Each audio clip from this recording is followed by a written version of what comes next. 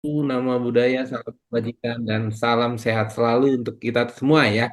Selamat ketemu kembali di NQI Webinar setiap Sabtu jam 9.30 sampai dengan selesai nanti.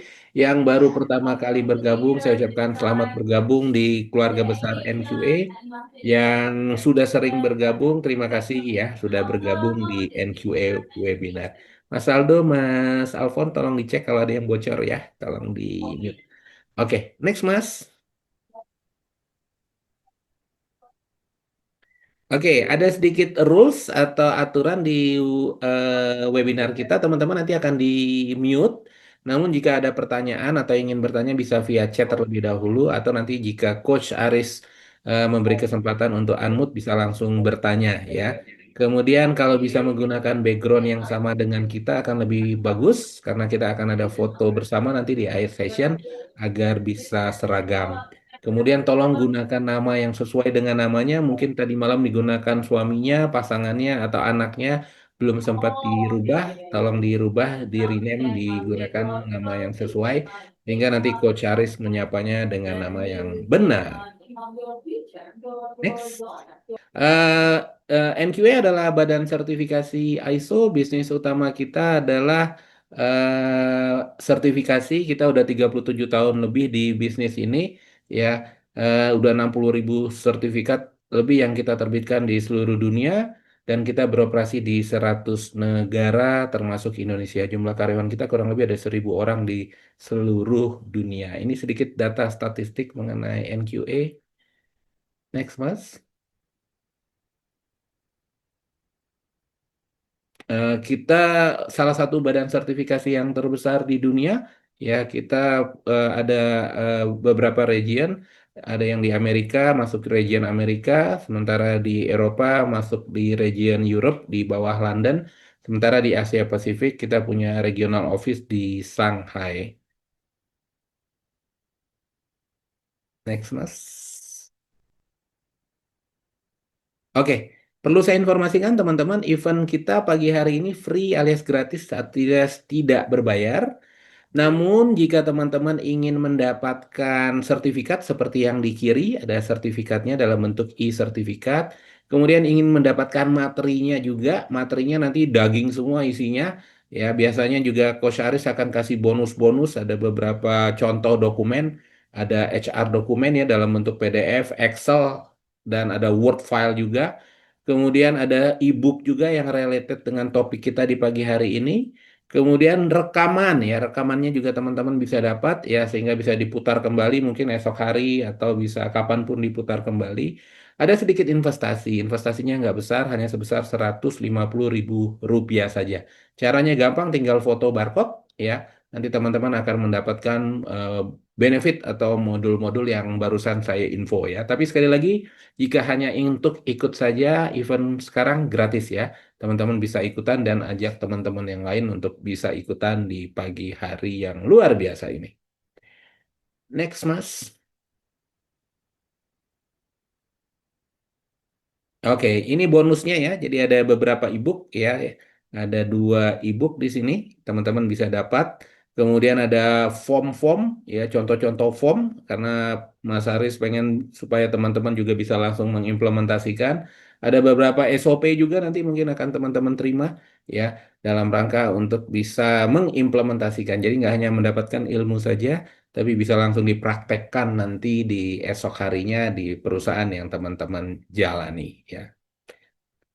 Oke. Nah, ini yang akan melakukan sedekah ilmu. Kita sebutnya sedekah ilmu ya karena banyak sekali informasi yang akan dia berikan termasuk dokumen-dokumen juga akan beliau berikan. Jadi tolong ikuti event kita sampai dengan selesai nantinya. Pembicara kita yang luar biasa adalah senior saya ini ya. Saya adik kelasnya gitu ya. Jadi saya lebih muda lah pokoknya ya. Eh, Coach Aris ya, beliau ini satu kampus dengan saya dan senior saya ya. Oke, saya tidak akan buang-buang waktu. Kita langsung beri kesempatan kepada coach kita yang luar biasa, Coach Aris. Silakan, Coach. Terima kasih Coach Novian. Selamat pagi. Assalamualaikum warahmatullahi wabarakatuh. Buat teman-teman yang sudah hadir, Waalaikumsalam. terima kasih atas waktunya. Baik teman-teman, sebelum kita mulai, tak kenal maka tak sayang, saya coba akan mulai start untuk sharing presentasi. Oke, apakah sudah terlihat? Lagi mau buka, Coach. Oke, udah, Coach, tapi belum full Oke screen. ya. Oke. Oke, teman-teman, ini wajah saya yang masih muda ya dibanding sekarang. Oke, ini sedikit cerita pengalaman saya dari beberapa perusahaan sejak saya lulus, mulai dari Samsung hingga sekarang saya bekerja di PT Askara Internal dan Grup di corporate. Dan teman-teman bisa ngelihat ada warna hitam, warna biru, dan warna merah. Itu ceritanya waktu warna hitam saya masih belum jadi orang HRD. Warna biru saya sudah nyerempet-nyerempet menjadi orang HRD dimulai dari training. Dan warna merah itu saya full di bagian HRD. Jadi kurang lebih saya di HRD paling cuma sekitar 24 tahun ya. Oke, selanjutnya ini sedikit experience saya, beberapa hal yang perlu diketahui teman-teman kalau ingin berkarir di HRD. Cukup banyak dan cukup seru, mulai dari promotion management, OD, learning development, CNB, dan lain-lainnya. Dan saya hanya memberi pesan teman-teman yang benar-benar ingin berkarir di HRD, eh, jangan pernah bicara mau cepet-cepet belajar CNB, jangan cepet-cepet belajar OD, karena satu item itu paling nggak bisa makan waktu 1 tahun, 2 tahun tergantung dari bobotnya perusahaan juga besarnya perusahaan. Jadi silakan nanti tinggal pilih mau fokus di mana dan beberapa tugas-tugas yang saya pernah jalanin baik di dalam dan di luar negeri. Oke, mari kita mulai. Coba merefresh. Pasti ini ya di mata orang karyawan tuh kalau di perusahaan pasti orang HR tuh ngurusin payroll, ngurusin company regulation atau perusahaan, ngurusin absen. Ada karyawan nakal, tadi belum tersebut ya. Ada lagi shuttle bus, bila yang kerja di pabrik dan ada bus jemputan pasti ngurusin shuttle bus. Ada internship, ada overtime payment, ada kantin, ada union, ada PHK, ada Undang-Undang 13 atau sekarang udah UCK, ada training, ada ticketing for travel, ada employee data, ada BPJS, ada recruitment, ada bonus payment, ada letter of duty, ada performance appraisal, ada outsourcing, ada sampah, ya, ada juga toilet, ada juga security, ada juga warning letter, ada leave cuti, ada sick and leave cuti sakit, ada office boy dan lain-lain. Ya, sebenarnya masih banyak kegiatan HRD yang mungkin belum saya tulis ya. Banyak orang menyebutkan tim HRD itu hanya duduk di meja. Cuman kalau kita ngeliat dari kegiatan sini, sepertinya orang HRD itu 24/7 atau mungkin sekarang sebutnya ada 25/8, Coach Novian. Bukan Ya. 24/7 tapi 25/8 karena kadang-kadang malam-malam ditelepon, weekend ditelepon, ada masalah di pabrik, ada kecelakaan, ada meninggal. Jadi siap-siaplah ya, kalau teman-teman yang berkarir di HRD menjadi pelayan karena harus siap 24 jam melayani karyawan dari level bawah sampai level owner ataupun CEO. Oke, kita lanjut. Siklus karyawan. Oke, saya kasih clue di sini ada 3 titik ya. Titik pertama ada orang ngangkat jempol. Menurut teman-teman, kembali lagi kita diskusi di menu chat. Kira-kira kalau siklus karyawan orang bergabung dalam sebuah perusahaan itu siklus pertama dengan ngangkat jempol kira-kira apa ya? Dengan bermula dari kata huruf K di depannya. Silakan. Ayo, teman-teman. Dengan Kita huruf K. interaktif dulu. Saya pengen tahu apa namanya saling mengisi satu dan lain. Siklus Kagum. karyawan masuk perusahaan. K pertama apa kira-kira dengan tangan ada jempolnya? Dipersilakan. Kagum. Lalu apa lagi? Ada lagi nggak yang punya ide? Kontrak. Kontrak. Apalagi? Kaget. Waduh, lompat kaget nih. Keluarin. Ada lagi? Keuangan. Komitmen. Oke, tadi yang nyebut kagum siapa di sini? Pak Bimo. Oke. Ya, betul ya. Jadi pertama kita ngeliat biasanya orang tuh ngeliat buah perusahaan, ibarat kita melihat kalau laki-laki melihat wanita tuh kagum dulu ya. Wah, keren banget nih perusahaannya. Wah, keren banget tuh, cantik banget nih ceweknya. Kagum lah pokoknya. Kedua, kira-kira apa nih kalau gambar kayak begini? Oh, udah kebuka, Silakan lagi Coach. ketik di menu chat. Udah kebuka, Coach. Udah. Kebuka tulisannya. Oh, udah kebuka. Sorry, sorry. Jadi kaget ya. Gak Ya. heran teman-teman ya. Saya pun pernah ngalamin. Jadi masuk perusahaan, kagum banget. Perusahaan saya idam-idamkan sejak kecil. Ya, tiba-tiba belum setahun saya kaget. Kok begini banget nih rupanya? Ya, sampai akhirnya dengan sedih hati resign dengan menangis. Seumur hidup saya resign dan menangis pada sebuah perusahaan yang saya kagumi sejak kecil. Akhirnya ketiga adalah K terakhir, yaitu kabur ya ataupun resign. Jadi siklus karyawan dimanapun kita bekerja ini mostly seperti ini aja. Namun bila mana perusahaannya itu apa namanya ingin membuat karyawan itu betah ataupun sedikit membuat motivasi, tentunya antara kagum sama kaget ada training-training, ada semacam program-program dari kaget kabur pun ada lagi program-program yang mungkin nanti teman-teman bisa mengenal namanya change management ya salah satunya dan beberapa yang lainnya masih program-program misalnya high potential, succession plan dan selanjutnya. Nanti akan kita sedikit ulas dalam beberapa menit ke depan. Nah, apakah ada yang pernah melihat ini nih dalam membuat strategi? Apakah sudah yang pernah lihat di dalam seperti layar monitor? Di sini ada 9 pilar ya. Jadi ini adalah pilar-pilar menurut saya pilar cukup banyak dalam sebuah strategi sumber daya manusia. Jadi dibagi beberapa hal yaitu perencanaan kerja, rekrutmen, training development, commission benefit, administrasi, kinerja pekerja, rencana karir, lingkungan kerja kondusif dan program yang bermanfaat. Yang mungkin tadi teman-teman mencoba mengetik itu seharusnya masuk dalam salah satu atau salah dua di dalam pilar-pilar ini. Apakah harus sembilan? Sembilan? Tidak juga, ya. Apakah harus 5? Boleh-boleh saja. Boleh 7? Boleh-boleh saja. Contohnya misalnya yang bisa kita gabung ya, misalnya antara administrasi dengan recruitment selection. Ya, ini bisa digabung menjadi satu pilar. Ya, apakah training development dengan karir bisa digabung? Juga bisa. Nah, semakin sedikit pilar tentunya akan sedikit mempermudah yaitu dengan sistem. Akan dibantu dengan sistem, mungkin teman-teman sudah paham dengan namanya HRIS. Ya, semakin canggih HRIS-nya, maka pilar-pilarnya semakin sedikit. Ya, bisa jadi dengan satu HRIS hanya dikendalikan oleh satu orang, tapi bisa untuk menghandle ratusan atau bahkan ribuan orang, ya. Jadi ini apakah 9, apakah 7 itu diberikan kepada masing-masing perusahaan buat menganalisa kira-kira cocoknya berapa pilar, tergantung dari besarnya bisnis dan besarnya tim HRD yang ada di dalam. Oke, saya mencoba mengulas sedikit fungsi HR atau fungsi human capital yang sekarang kerennya adalah human capital atau mungkin ada yang menyebut adalah business partner dalam sebuah organisasi. Kalau ada seperti ini yang terlihat di apa namanya dalam sebuah layar tampil di sini, itu ada tulisan-tulisan tapi ada presentasinya kosong, ya.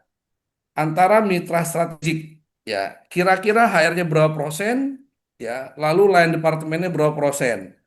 Lalu antara proses dan keseharian atau administrasi, HR-nya berapa persen, lainnya berapa persen.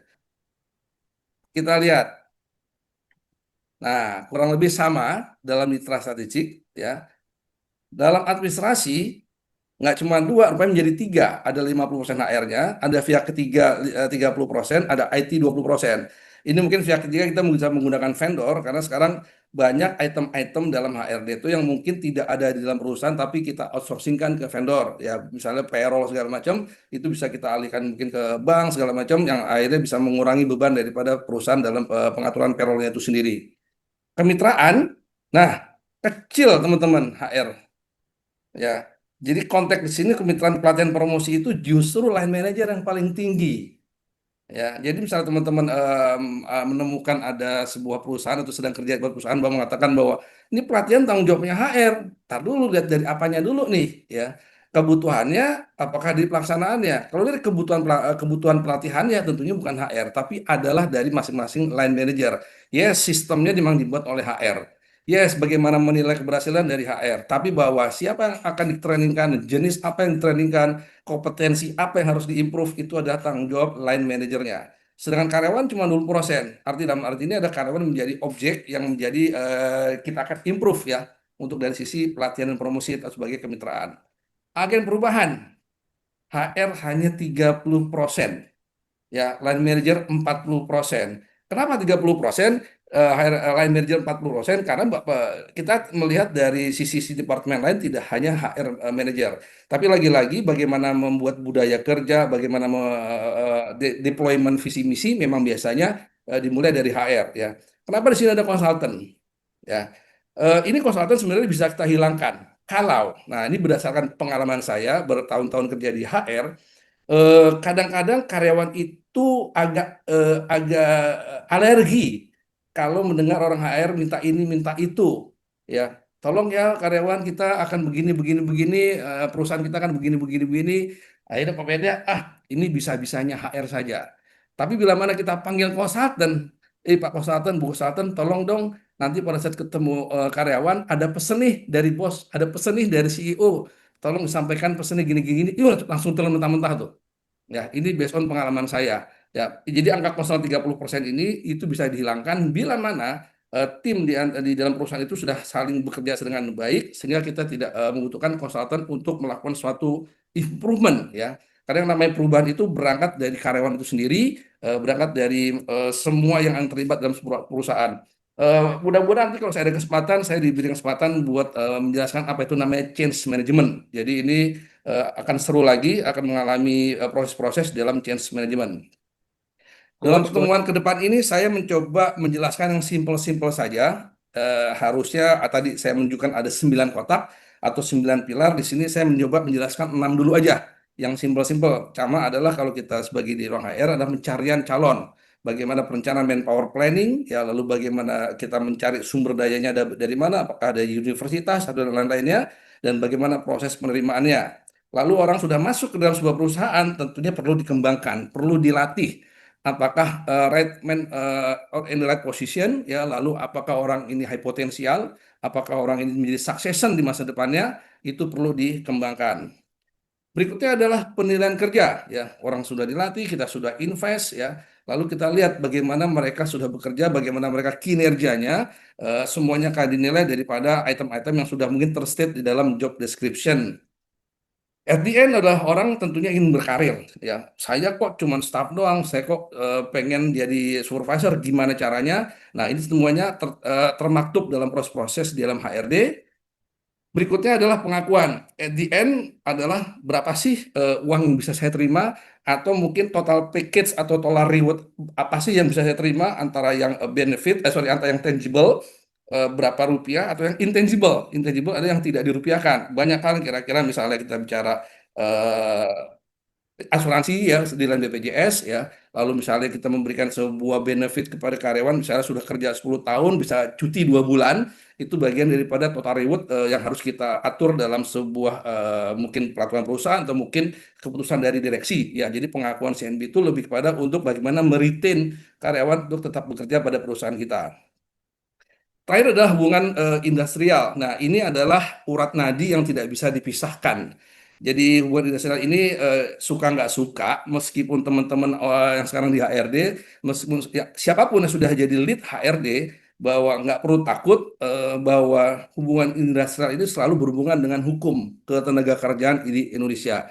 Jadi biasanya memang disikapin dengan berbagai macam approach ya. Bisa kita punya tim dengan orang lulusan dari sarjana hukum, atau kita mungkin bisa kerjasama dengan sebuah instansi lawyer yang akan membantu kita dalam menghadapi hubungan-hubungan industrial ya. Jadi banyak sekali approach-approach yang dilakukan dalam melakukan kegiatan di HRD. Nah, ini sistem 6 item ini yang mencoba saya jelaskan di dalam 1 jam atau 1,5 jam ke depan ya. Dan tadi Pak Novian sudah menjelaskan ada beberapa dokumen-dokumen yang apa related dengan 6 item ini, Coach Novian. Jadi SOP-nya Siap, related, coach. form-formnya juga related ya. Oke, kita lanjut saja perencanaan ya. Nah, dalam perencanaan ini kita harus tahu dulu nih posisinya apa ya. Posisinya apa berarti kita harus berangkat dari yang namanya struktur organisasi. Dari mana? Dari mana ini tergantung daripada apakah kita nyari orang yang sudah berpengalaman atau yang benar-benar dari fresh graduate ya. Kadang-kadang kita harus ngebajak, yes, tapi dengan ngebajak itu tolong dipertimbangkan biasanya budgetnya itu bisa sampai 1,5 sampai 2 kali lipat dari yang ada sekarang ya. Lalu kapan masuk? Kita juga tolong pertimbangkan bahwa teman-teman beberapa perusahaan, beberapa posisi penting itu ada saja perusahaan yang melok ya bahwa Anda boleh resign dengan 2 bulan notifikasi. Bahkan untuk level C itu kadang-kadang sampai 3 bulan. Ya, di luar negeri saya pernah dapat informasi ada sebuah pimpinan di sebuah negara, dia minta waktu sampai 6 bulan untuk bisa masuk ke dalam perusahaan yang baru. Ya, jadi tergantung dari budaya masing-masing negara itu juga bisa berbeda-beda. Umur. Nah, sekarang lagi rame nih beberapa waktu lalu di Indonesia. Tolong jangan memasukkan umur dan jenis kelamin, ya. Memang secara etis kalau kita bicara masalah kesempatan kerja, memang kita tidak memberikan wah harus umur sekian ataupun gendernya ini. Secara umum mungkin tidak ditampilkan, tapi secara proses sah-sah saja ya dalam sebuah perusahaan. Saya tetap ingin laki-laki, saya tetap ingin perempuan, saya ingin umur yang sekian dan sekian, itu silakan. Tapi dalam proses membuat satu pengumuman lowongan kerja, itu diharapkan untuk umur dan jenis kelamin tidak di-show, ya, artinya dihilangkan saja. Kompetensi, nah ini yang paling penting buat teman-teman ya. Tidak sedikit pada saat saya melakukan interview, melakukan seleksi ya, itu kompetensinya, maaf kata mungkin ada yang menyombongkan diri dengan CV-nya. Tadi sebelum dimulai saya cerita dengan Coach Novian ya, saya pernah mendapatkan CV bahasa Inggrisnya bagus banget, keren banget pokoknya. Lalu terpancinglah saya menginterview dan langsung dengan nyerocos bahasa Inggris. Apa yang terjadi? Kandidatnya dengan susah payah dengan bahasa Inggris. Ya, akhirnya saya katakan bahwa hati-hati dalam membuat CV karena bisa membuat image itu bertolak belakang. Dan saya pernah juga ngajar di beberapa universitas, ya saya tanya kepada mahasiswa sekarang saat ini, dari satu kelas kurang lebih 25 sampai 30 orang, saya tanya kira-kira yang bisa bahasa Inggris lancar berapa orang? Dan alhamdulillah tidak lebih dari 10 orang dari beberapa universitas yang pernah saya alamin. Jadi kembali lagi, bagaimana teman-teman yang ingin berkarir di masa depan atau mungkin berkarir di khusus di perusahaan asing, ini kompetensi bahasa Inggris itu tolong segera ditingkatkan. Tidak hanya bahasa, kompetensi itu ada hard skill dan hard skill dan soft skill. Ya, jadi kembali lagi di HRD itu banyak sekali hard skill yang harus dipelajarin, juga tidak sedikit soft skill yang harus bisa dipelajarin. Turnover, apakah turnover 20% bagus? Manufacturing 5 sampai 7% apakah bagus? Komersial antara 10-13% adalah bagus ya. Nah, ini angka-angka ini hanya based on pengalaman saya bekerja di bagian HRD di beberapa organisasi, baik di manufacturing maupun komersial. Pengalaman saya kerja di pabrik itu rata-rata antara 5 sampai 7% untuk orang-orang yang resign. Di luar PHK ya, di luar pemutusan hubungan kerja secara dipecat atau mungkin ada regularisasi, tapi orang yang resign itu antara 5 sampai 7% itu angka yang normal. Di komersial cukup tinggi, 10 sampai 13%. Biasanya itu yang sering gonta-ganti adalah orang salesnya. Ya, orang marketing mungkin bisa bertahan, tapi orang sales itu biasanya lebih sering keluar masuk ya. Tapi di angka 10 sampai 13%, based on experience itu masih di angka normal. Tapi kalau sudah sampai di angka 20%, nah ini tolong dipertimbangkan nih.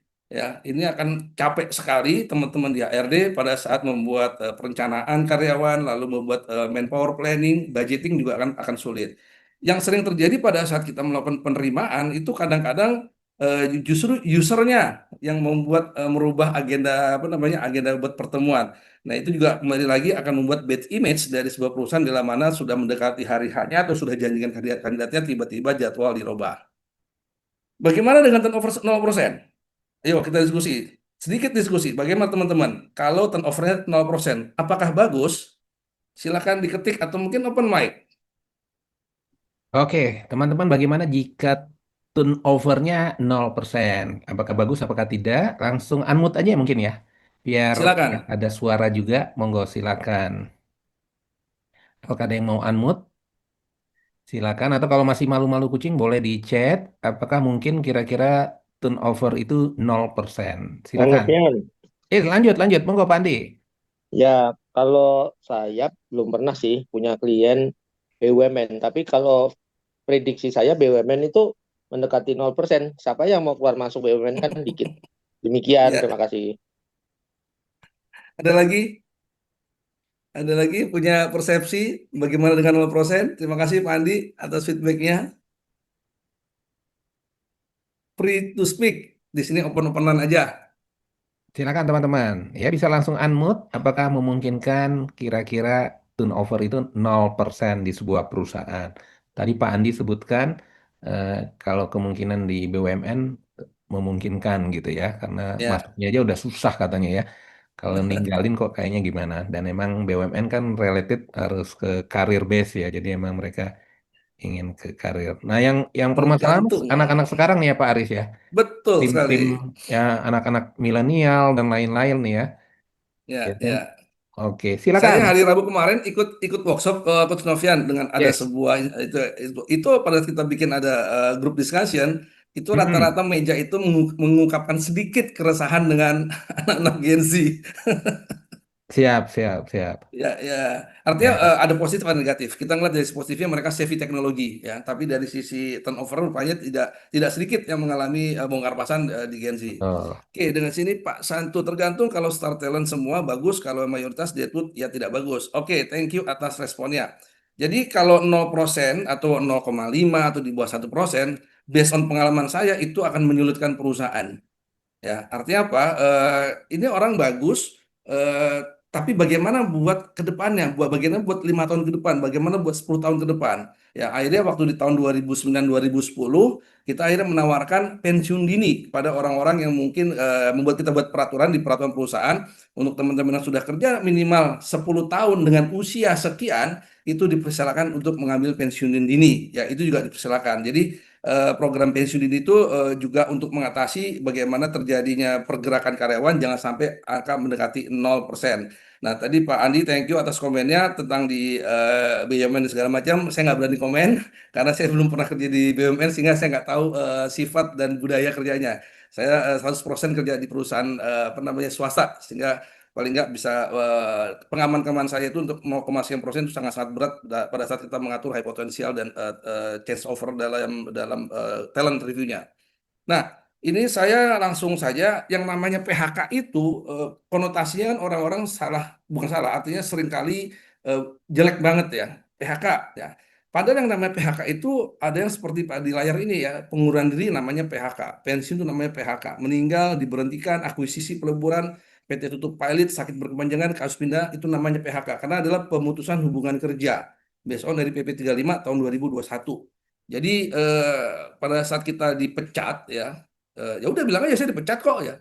2018 saya mengalami dipecat ya, ngapain saya malu-malu di PHK ya, saya dipecat kok tahun 2018 ya. Kenapa? Karena perusahaannya ada diakuisisi ya, perusahaan yang baru, perusahaan lama, saya kerja di perusahaan yang baru ya, akhirnya perusahaan lama mencaplok perusahaan baru ya, sudah akhirnya semua karyawannya termasuk manajemennya di PHK ya, karena mereka maunya hanya satu manajemen dengan menggunakan manajemen yang lama. Jadi kembali lagi kata-kata PHK di sini tidak hanya konotasi negatif dipecat, tapi juga pengunduran diri, pensiun, meninggal juga bagian dari kata-kata PHK.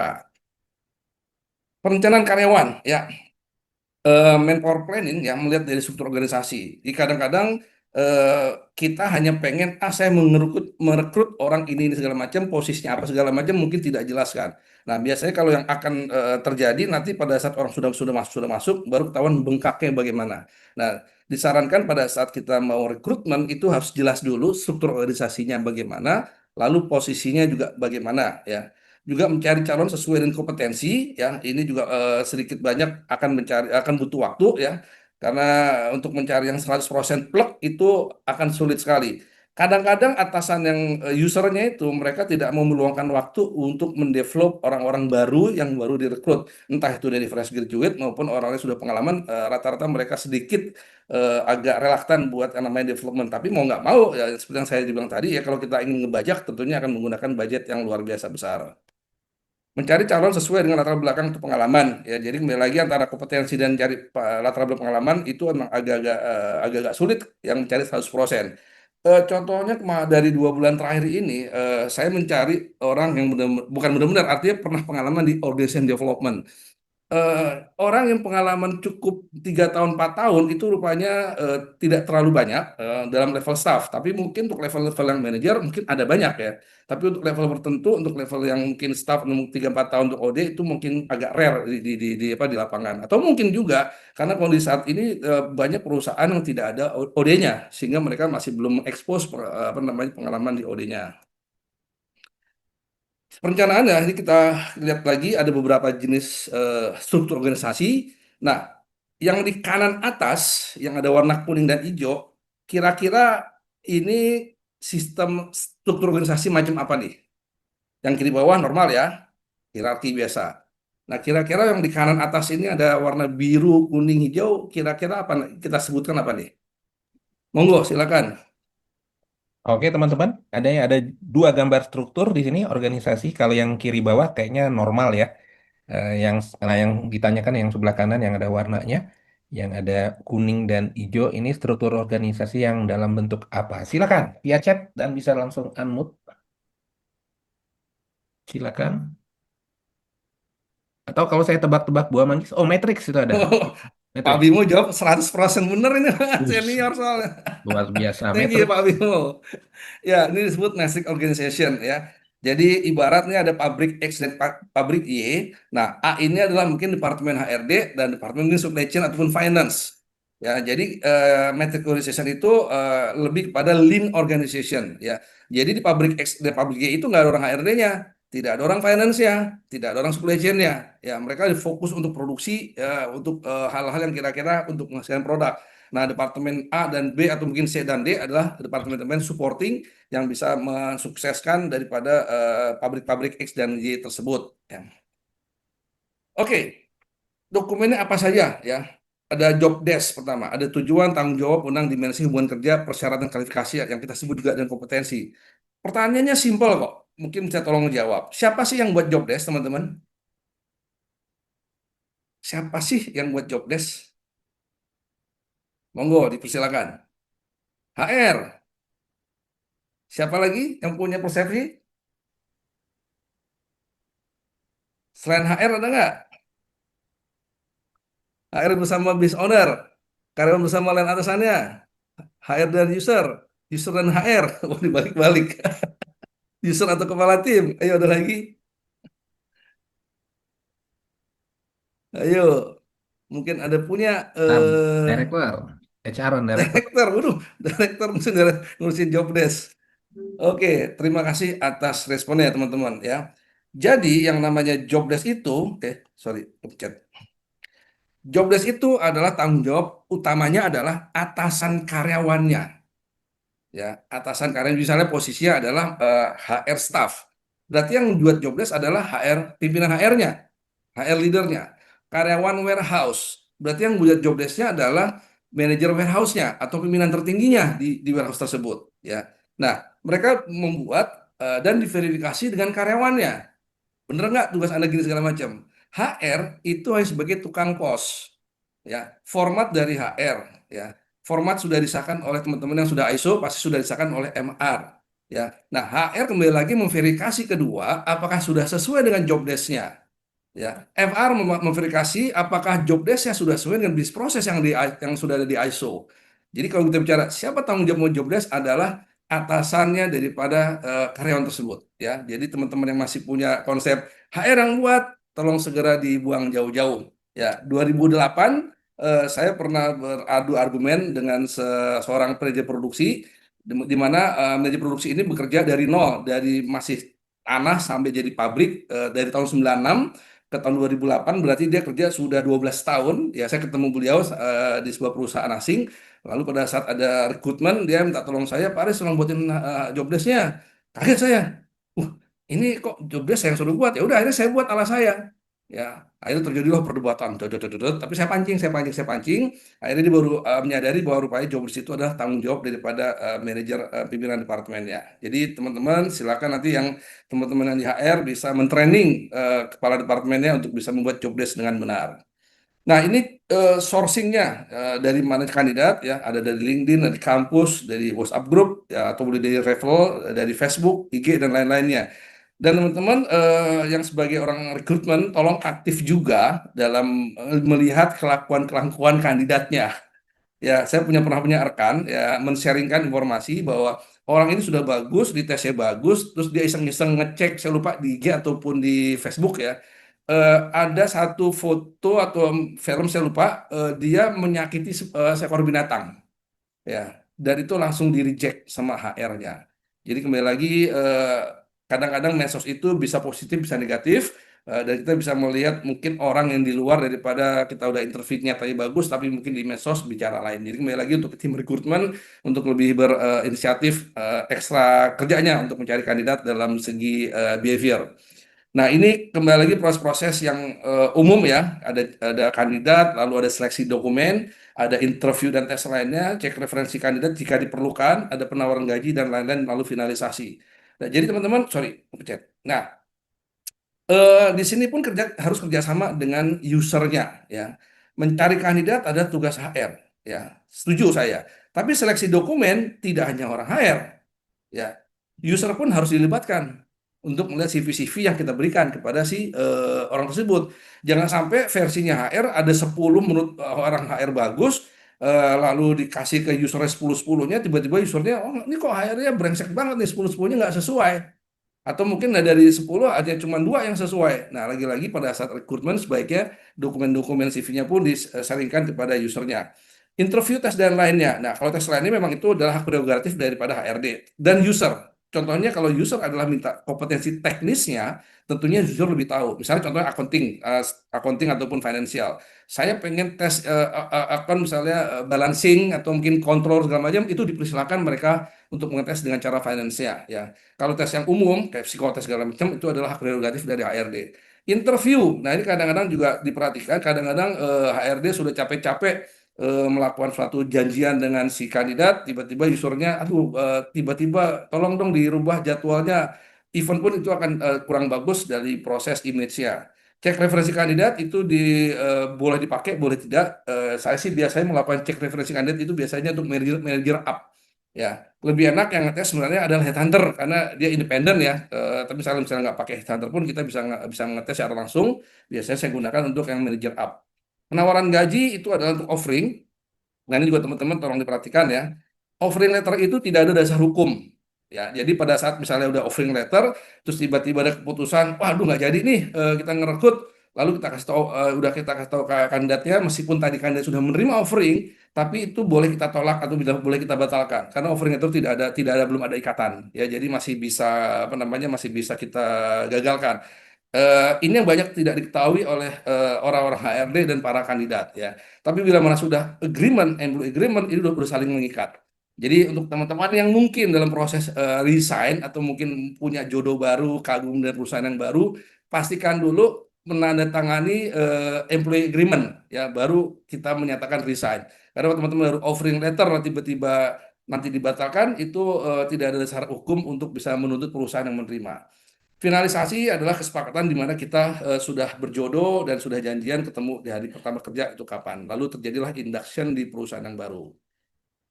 Finalisasi karyawan, ya ini contohnya ya, penandatanganan perjanjian kerja, menyiapkan sarana prasarana untuk bekerja, induction program. Nah ini yang perlu juga di teman-teman HRD ya pada saat menyiapkan sarana. Kalau bisa nih pengalaman saya di tahun 98 aja ya, tahun 98 dulu saya kerja pada perusahaan asing. Saya belum kerja, tapi saya ditelepon dari perusahaan tersebut, dia menanyakan data-data saya pribadi termasuk jabatannya. Saya bilang buat apa? Saya kan masih masuknya masih 2-3 minggu lagi ke depan. Nggak apa-apa, Aris. Kita menyiapkan atribut-atributnya itu tahun 97 97. Jadi di hari pertama saya masuk, saya langsung digait ke meja kerja, langsung dikasih tahu ini Pak Aris kartu namanya, ya ini komputernya, usernya ini, pasportnya ini. Itu 97 ya. Dan akhirnya pada saat itu langsung terekam di kepala saya, dan pada saat saya menjadi orang HR ya di tahun 2001 ya 2021 itu saya selalu menularkan sifat yang baik ini. Jadi ke teman-teman di HR, pada saat kita sudah ingin meng-hire orang dan sudah sepakat posisinya apa dan kapan join ya, itu sebaiknya disiapkan dari awal sehingga pada hari pertama dia masuk itu atribut-atributnya sudah ada yang memang kita sudah siapkan. Kecuali misalnya yang belum ada, misalnya apa namanya ID card mungkin harus manggil, harus foto dulu segala macam. Tapi juga sekarang sudah sangat dimudahkan ya bahwa ada alat kecil, kita foto sekarang mungkin sejam kemudian sudah keluar yang namanya ID card. Jadi tergantung daripada kesiapan kita untuk menyiapkan karyawan baru. Induction program juga baiknya juga sudah disiapkan. Nah ini kadang-kadang juga perusahaan itu usernya orang sedang di induction, sedang kita perkenalkan perusahaan, tiba-tiba tolong dong ini orangnya suruh masuk langsung kerja. Nah akibatnya apa? Akibatnya orang baru ini kadang-kadang belum mengerti PP, belum mengerti peraturan perusahaan, tiba-tiba kerja, akhirnya suatu saat dia melanggar peraturan. Dikasihlah SP, padahal bukan salah karyawan ya, karena waktu induction tiba-tiba dipanggil sama user untuk langsung bekerja. Jadi kembali lagi, pada saat kita finalisasi karyawan hingga mereka untuk siap kerja, ada step-step yang memang harus kita lalui secara bersama-sama. Nah ini sebenarnya contoh-contoh ya, dan ini juga sebenarnya di file ini sudah ada semua. Saya sedikit sharing dulu. Nah, ini ada file-file banyak, ini ada e-booknya ada beberapa, ada 6, lalu formnya ada berapa saya nggak tahu, cukup banyak, lalu SOP-nya juga ini cukup banyak ya. Di sini ada 000 sampai 06, sehingga ini file-file ini sudah tergabung dengan ini ya step-step yang nomor satu. Jadi di sini mengisi file perencanaan karyawan, kita lihat dulu ya. Nah, di sini biasanya saya melakukan satu latihan teman-teman ya, PKWT singkatan apa terkait waktu atau bulan teman. Jadi untuk teman-teman yang rekrutmen ini akan paham sekali apa makna atau perbedaan PKWT dan PKWTT. Ya, jadi ini yang harus dipahami sebagai orang rekrutmen. Ya, ada lagi harian lepas, ada lagi magang. Dan tolong dengan Undang-Undang Cipta Kerja ini dasar-dasar hukum itu harus benar-benar dipahamin ya. Titik komanya, yes, dan ataunya itu banyak sekali yang harus kita perhatikan. Jadi ini kembali lagi untuk lebih kepada teman-teman di bagian rekrutmen memahami jenis-jenis ketenaga kerjaan yang akan digunakan. Nomor 2, nah kalau mau tanya silakan ya, nggak usah nunggu di Coach, forum, langsung ya aja Coach, dipotong atau ya, monggo. ada pertanyaan di chat Coach, mau aku bacain Oh, boleh? ada, silakan, silakan. Dari Pak Yoni Irawan. Apa yang dimaksud dengan dimensi tadi Coach? eh Sorry, dimensi yang mana nih? Eh, Pak Yoni mungkin bisa unmute langsung tanya Pak Yon. Ya Pak, mohon izin.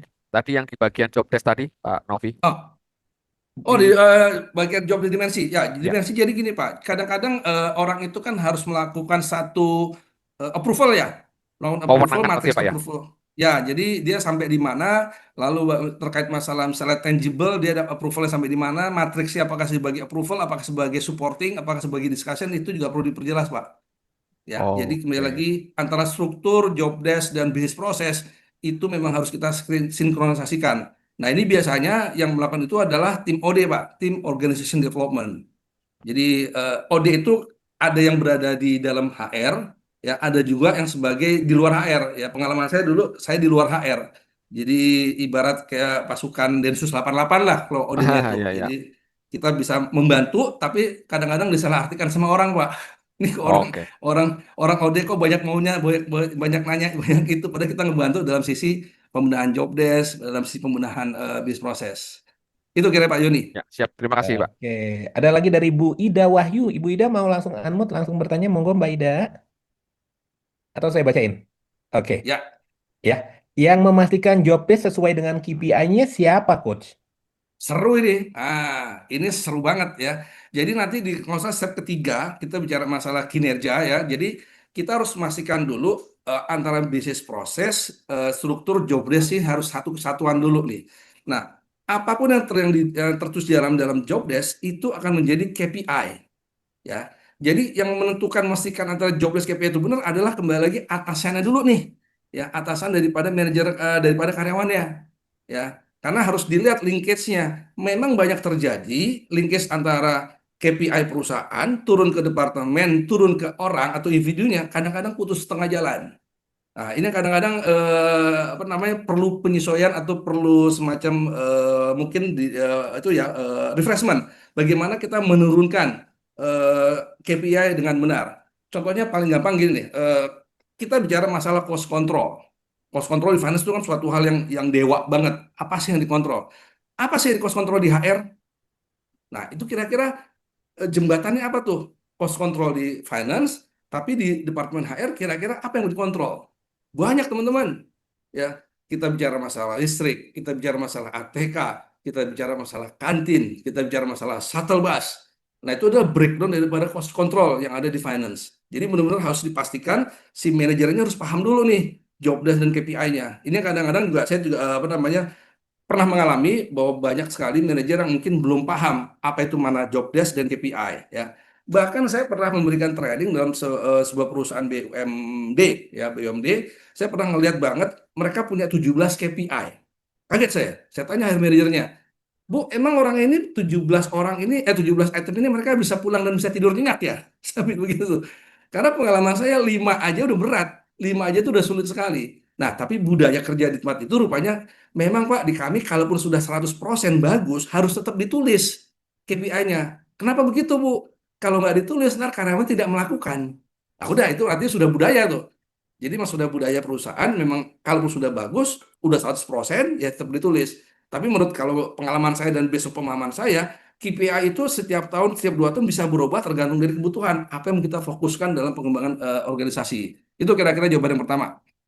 Ya, terus yang kedua, background checking ada di fase mana, Coach? Oke, background checking biasanya dilakukan sebelum offering. Jadi semua yang menginterview ya sudah oke, yang menyatakan oke saya kayaknya jatuh cinta nih sama kandidat ini. Ya, sebelum kita offering, kita tanya dulu ke kandidat, boleh nggak saya checking Anda ke perusahaan yang lama atau perusahaan yang lama? Nah, bila mana sudah lakukan background checking, sudah oke, wah kayaknya emang cocok nih, silakan baru di offer. Oke. Ya, background checking atau di istilah sekarang di 37.000 ada due diligence istilahnya, Coach ya. Due diligence, ya, Betul. benar. Oke, Oke, sip. Thank you ya lanjut Bung lagi Ega ya. udah ya. Oke, noted Coach. Thank you. Lanjut Coach. Oke, lanjut. Nah, tadi orang sudah kerja, kita terima, lalu apa sih yang dikembangkan? Nah, ini. Oke, pertama adalah apa sih yang dikembangkan? Tentunya kita berangkat dari training need analysis, ya. Kita melihat dari kompetensi. Di job desk itu harus terstate hard skill-nya apa, soft skill-nya apa. Lalu kita mapping, kita lakukan TNE-nya bahwa seorang si Aris ini leadership-nya harusnya level 4, tapi dia level 3. Nah, saya bicara kompetensi lagi akan membreakdown lagi. Apa yang dimaksud dengan level 4? Apa yang dimaksud level 3? Bagaimana perilaku level 3? Bagaimana perilaku level 4? Nah, itu jadi bagian PR lagi buat teman-teman di HRD yang masuk dalam tim development. Jadi, kita bicara TND kompetensi ini bukan suatu bicara yang sangat-sangat mudah, tapi kalau kita bicara sangat detail banget, itu bisa banyak sekali turunannya. Kita bisa namanya pengen tahu berapa sih return of trainingnya, balik modalnya. Kita pengen tahu pada saat kita orang sudah di training, pakai Kurt Patrick yang level berapa untuk ngetesnya, dan selanjutnya. Ya, itu bicara bagaimana meningkatkan kompetensi sampai yang kita butuhkan dari setiap posisinya. Ada lagi silabus sama kurikulum. Nah, kalau teman-teman sudah pernah mengenal SKKNI terkait misalnya TOT, mulai dari level 2, 3, 4, 5, 6, nah di sini belajar bagaimana membuat silabus dan kurikulum. Ya, jadi kembali lagi makna silabus apa, mana kurikulum apa, itu disesuaikan dengan masing-masing kebutuhan perusahaan. Ada tes teori, ada tes praktek. Ini diserahkan kepada masing-masing perusahaan. Kira-kira praktek bagaimana, teori bagaimana. Ya, paling gampang contohnya gini, kalau teori ya jelas ya ada teori-teori penting yang memang disesuaikan dengan kebutuhan. Nah, teori praktek ini juga kadang-kadang dilakukan juga oleh perusahaan-perusahaan manufacturing ya.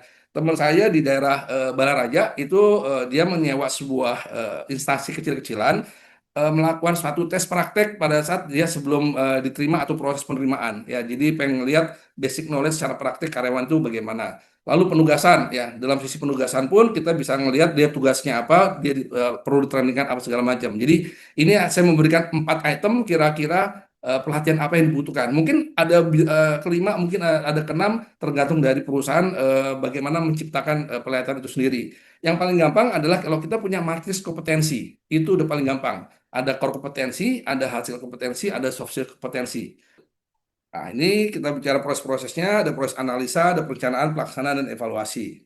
Nah, ini tadi saya singgung, rupanya udah saya tambahkan, saya lupa-lupa ingat ya. Jadi ini PKS, ingat ini aja, pengetahuan, keterampilan sikap. Apapun yang namanya posisi, dimanapun kita kerja, pasti punya kompetensi. Pengetahuan, keterampilan sikap, PKS. Ya, tidak bisa dihilangkan dari apapun yang namanya posisi. Kita naik posisi dari staff level ke supervisor level, pasti yang dilihat kompetensinya. Ya, sedikit cerita aja, ini juga pengalaman pribadi saya untuk teman-teman ya. Boleh pengetahuan bagus, boleh keterampilan bagus, tapi sikap itu bisa menjadi batu sandungan. Ya, tahun 2000 ya, saya pernah tersandung. Saat itu saya masih muda, ya masih benar-benar masih sumbu pendek lah istilahnya, Coach Novian ya zaman kita kuliah ya. Dari terbalik ke masuk dunia kerja, pengetahuan saya sudah bagus, keterampilan saya sudah bagus, sikap saya itu belum belum menunjukkan sikap buat seorang asisten direktur. Ya, jadi saya masih emosi, meskipun orang bule, kita kadang-kadang dalam meeting dengan orang bule itu dengan bebasnya ya mengungkapkan suatu perasaan, mengungkapkan suatu apa yang kita harapkan ataupun kita inginkan itu bebas dengan orang bule. Tapi dalam konteks saat itu saya berlebihan, sikap saya berlebihan. Sehingga akhirnya saya dipanggil sama atasan saya yang lama, kenapa lu gagal, Riz? Akhirnya diceritakan sikap lu pada saat meeting begini begini begini. Nah, itu menjadi cambuk buat saya bahwa yang namanya sikap itu bisa menjadi batu sandungan untuk kita untuk proses yang lebih bagus untuk naik jabatannya ya. Jadi jangan merasa, wah gue udah hebat nih pengetahuanku, gue sekolah luar negeri, gue S3 atau S2, keterampilan gue kerja 10 tahun, gue punya sertifikat banyak banget ya. Bagaimana sikap Anda? Nah itu menjadi satu hal yang menjadi cambuk buat saya selama bekerja akhirnya. Kita lanjut. Coach, sikap Nah itu, ini saya memberikan coach, sedikit contoh. Yes, monggo. sikap itu attitude ya, coach ya, kurang lebih ya. Attitude, betul. Attitude ya. Oke, oke. Ya, Oke, jadi kalau lanjut kita lanjut, coach. breakdown sikap itu banyak coach ya, ada jujur ya, ada ya hal yang pokoknya yang membuat apa ya, kita merasa serak nggak serak gitu loh ya. Siap, siap. Orang psikologi biasanya tahu tuh. Nah, ini contoh proses-proses yang pernah saya lakukan di beberapa perusahaan. Ini ada proses simpel saja, proses bisnis ya, terkait masalah proses pengembangan. Yang pertama ada yang saya sebut namanya people review. Kita lihat dari kinerja karyawan, dari KPI-nya bagaimana, lalu ada rencana pengembangannya, rencana karirnya bagaimana, ya lalu kita review lagi people review, lalu ke kanannya adalah pemimpin masa depan, ya. Lalu di sini yang paling bawah ada kebutuhan, ya ada training authorization, ada rencana pelatihan, ada pelaksanaan, ada pembahasan hasil atau sertifikasi, lalu ada diputar-putar bagaimana hasilnya, lalu ada catatan pelatihan dibutuhkannya bagaimana. Jadi ini sedikit banyak yang sudah saya gambarkan ini sudah pernah dilakukan. Nah, ini untuk bicara masalah KPI ya. Di sini ada settingnya bagaimana kehariannya, ada bulanannya, ada membahas KPI-nya tengah tahun, lalu ada tindakan perbaikannya, lalu membahas KPI lagi akhir tahun. Nah, ini yang kadang-kadang saya alamin ya, membahas KPI ini kadang-kadang anget-anget tai ayam. Ya, awal-awalnya menggebu-gebu, tapi tengah jalan letoy, akhirnya terlupakan. Tiba-tiba tengah jalan berubah tanpa alasan yang jelas. Nah, ini kadang-kadang membuat karyawan ngapain gue kerja capek-capek yang nilainya begitu doang. Nah ini kembali lagi teman-teman ada hal yang memang perlu di apa namanya perlu disikapi dengan bijak ya kalau kita bicara ingin melakukan KPI secara serius karena dampaknya akan kepada motivasi karyawan juga pada akhirnya. Nah ini contoh-contoh ya file-file yang juga nanti kalau teman-teman yang tadi post Novian, nah ini saya beri contoh berbagai macam apa namanya kompetensi ya. Di sini di sini ada yang di sisi kolom A ini bagian departemennya ya. Ini yang ke kanan ini banyak sekali ya. Ada yang namanya aspek kompetensinya ya, ada yang core kompetensi, ada yang soft kompetensi ya. Ini hanya salah satu contoh gambaran matriks kompetensi ya. Jadi ini tidak harus sama seperti ini. Contohnya di HR. Nah, ini untuk orang HR ada jabatannya, saya gedekan dikit. Finance sih, coach. Finance. Oh, di finance. Sorry, ini HR. Ini HR. Ini HR. Ada dari manajer HR, ada supervisor HR, lalu bagaimana kompetensinya, idealnya dianggap berapa, aktualnya dianggap berapa, gapnya bagaimana. Ini yang sangat simpel banget deh, ya. Ini umum dan sangat simpel, ya. Lalu di sini ada apa sih yang namanya hard skill sama soft skill? Nah, teman-teman di HR nih harus paham nih, hard skill adalah suatu yang kita dapatkan, suatu kompetensi yang memang dipunyai orang untuk mendukung pekerjaan, skillnya itu bisa jago komputer, ya. Berarti dia harus benar-benar bisa komputer dengan training yang terkait misal komputer, ya. Soft skill adalah komunikasi, contohnya. Orang ini jago komputer, tapi kalau komunikasinya jelek, apakah dia bisa menularkan keahliannya? Ya, dia jago jahit, tapi dia tidak bisa berkomunikasi. Bagaimana sih dia menjelaskan jahitannya bagus? Jadi hard skill itu lebih melekat kepada diri sendiri. Ya, saya jago begini, egonya keluar. Saya tukang las, saya jago las listrik, karbit, las argon. Ya, soft skillnya bagaimana? Kompetensinya, teamworknya, artinya berhubungan dengan orang lain. Jadi gampangan pengertian hard skill adalah kembali pada diri sendiri, soft skill pasti ada hubungan dengan orang lain. Itu gambaran simpelnya. Nah, di sini TNE paling simpel juga. Tadi sudah kita lihat matriksnya secara panjang lebar. Ya, di sini contohnya TNE ya, di sini ada 3 orang, ya 3 posisi. Saya gambarkan 2 orang. Di sini misalnya contohnya staff internal relation. Ya, di sini ada soft skillnya. Ya, kita pengennya mereka di required levelnya 3 dan 4, tapi kenyataannya untuk yang negosiasinya harusnya 4, dia masih 3. Ya, lalu ada gap, lalu kita katakan tidak meet dengan requirement, butuh trainingnya adalah negotiation skill, dilakukan secara eksternal, butuh biaya 5 juta ya. Untuk yang posisi ini ada staff recruitment, kita tahu hard skillnya ada soft skillnya gitu teman, silakan ditambahkan mau soft skill saja boleh, di double sama hard skill soft skill juga boleh. At the end yang kita cari adalah TNE-nya. Nah, ini adalah TNE summary-nya. Ya. Jadi kalau kita ingin membuat training analisis secara budgeting dan secara jelas, sudah ketahuan si A, si B ini posisinya apa, butuh trainingnya apa, dan ada mandatory, ya, mandatory di sini kita bisa lihat segera dan penting, segera atau penting, kapan kira-kira pelaksanaannya, lalu dilakukan secara eksternal atau internal, ya kalau misalnya internal siapa yang melakukan, kalau eksternal pakai PT apa, lalu dengan biaya berapa. Nah ini biasanya kalau perusahaan-perusahaan yang memang ketat dengan L&D-nya ataupun training development-nya pasti ini akan ditanya nih sama pimpinan tertingginya. Saya pengen tahun 2026 ada berapa trading, ada berapa uang nih yang harus disiapkan. Ya, itu bisa kita siapkan untuk kita presentasikan dan nanti biasanya pimpinan tertinggi yang akan menentukan ini nih. Ya, satu dua tiganya. Segera dan penting, segera dan penting. Ya, ini gambaran dari file-file ini. Coach, Oke. Ya, kalau itu izin bertanya, Coach. Kok aku agak Coach. agak ini ya, agak apa ya? Perbedaan hard skill dan soft skill bisa diulang, Coach? Oke, kalau hard skill itu lebih melekat kepada diri sendiri, ya. Melekat ke diri Mi- sendiri ya, hard ya, skill ya. Nah, hard skill. Jadi misalnya Coach Novian ini jago nyetir mobil, ya. hmm, Ini jago nyetir mobil ini kan tidak dipunyai orang lain ya. Ya, misalnya hmm, saya bisa nyetir mobil tapi tidak jago. Tapi Coach Novian jago nih bisa main slalom. Tapi hmm, sama-sama hmm, judulnya bisa nyetir mobil. Soft skill, saya bisa komunikasi, Coach Novian bisa komunikasi. Contohnya misalnya saya komunikasi sudah level 5 misalnya nih, perfect banget. Nah, Coach Novian komunikasi level 2 hmm, jelek hmm. banget. Nah, bagaimana Coach Novian jago nyetir untuk mengajarkan orang lain, untuk bisa menjadi seorang Coach Novian. Kalau komunikasi skill jelek. Jadi artinya soft skill itu pasti berhubungan dengan orang lain. Ya, teamwork Berhubungan soft dengan. skill berhubungan dengan lain. Leadership soft skill berhubungan dengan orang lain. Achieve apa namanya orientation to customer pasti berhubungan dengan orang lain. Jadi soft skill itu Oke. pasti berhubungan dengan orang lain. Itu perbedaannya coach. Oke, nah penilaian. Nah, sekarang cara masuk KPI ya.